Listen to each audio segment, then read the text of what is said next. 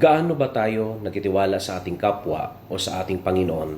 Naniwala ba tayo na lahat ng ating pagod at paghirap dito sa lupa ay mawawala basta magtiwala sa kanyang pagpapala? Marahil ang iba po sa atin napapaisip kung kailangan ba natin magtiwala sa Diyos.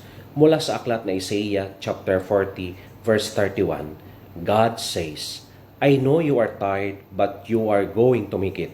Trust me. Tiwala lang po natin sa Diyos ang kailangan niya at samahan po natin ang gawa dahil aanin natin ang gawa na tiwala kung kulang naman tayo sa gawa. Manalangin tayo.